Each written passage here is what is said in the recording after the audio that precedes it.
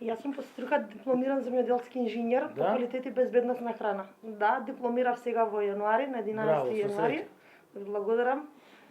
И се Со уште среќа. работам во приватен сектор, да. Работам во жито маркети, на каса, касиер.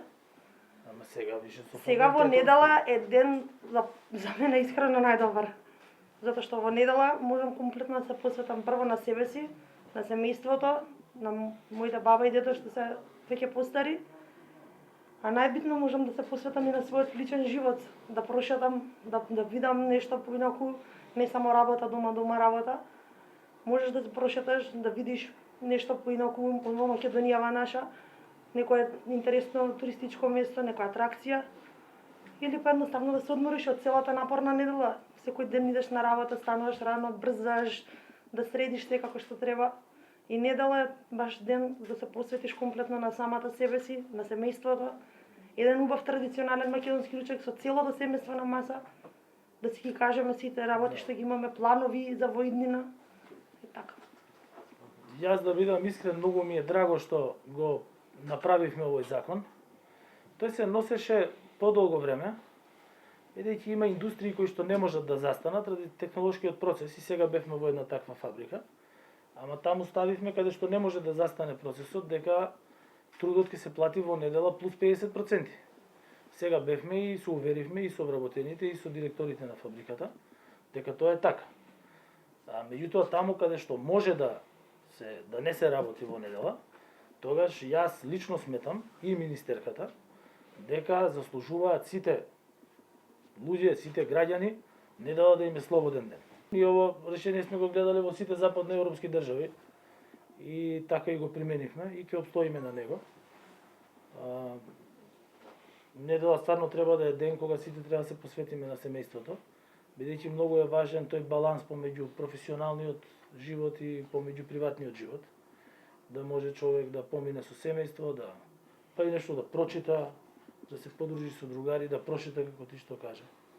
И така да баш ми е драго дека е вака прифатено. Пошто кога влегов ти ми кажа дека ова е најубавата работа што се случила, да можеш да имаш еден ден да го посветиш на себе. Точно, комплетно можеш да прошеташ цел, баш буквално сега и за ковид ситуацијата, еден ден на планина да се надишиш чист воздух. Јас работам 8 часа под маска. Значи јас не можам да ја симнам маската бидејќи секојдневно постојано има контакт со луѓе, дистрибутери, комерцијалисти, муштери. Не можеш да се опуштиш во таква ситуација. И кога ќе дојдеш дома сакаш едноставно се надишиш баш буквално воздух, маската те спречува.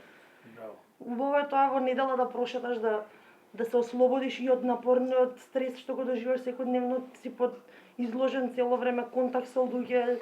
Значи не можеш да си го дозволиш кога си на работа. Ќе дојдеш од работа уморен, сакаш да легнеш да одспиеш, веќе наредниот ден си повторно на работа. А вака еден ден во неделата, односно недела, е супер да барам и мене како млада личност што сака да си прошета со друштво, да се подружи, кафе, муабет, некоја интересна случка, дали со колеги од факултет, нешто поврзано со кариера. Тоа е многу добро. Ние се трудиме и да креираме и нови работни места и успеавме, но невработеноста е намалена и инвестираме во нови индустрии, бидејќи тие креираат и повисоки плати. Еве сега гледам дека просечната плата во фабриката што бевме, таа е на ниво кое што е над просекот во самата фабрика. И веќе спремаат нова инвестиција.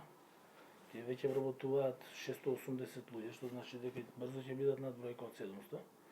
Јас исто така многу верувам во дигиталните индустрии и тоа се потврдува и кога ќе видиме низ медиумите дека во тие индустрии просечните плати се поголеми. Тие бараат од вработените во тие такви компании да се усовршуваат постојано и стануваат конкурентни на пазарот и тука меѓутоа и надвор од државата. И ќе продолжиме по тој пат, ќе ги поддржуваме и компаниите, ама ќе ги поддржуваме и студентите и младите да учат што повеќе.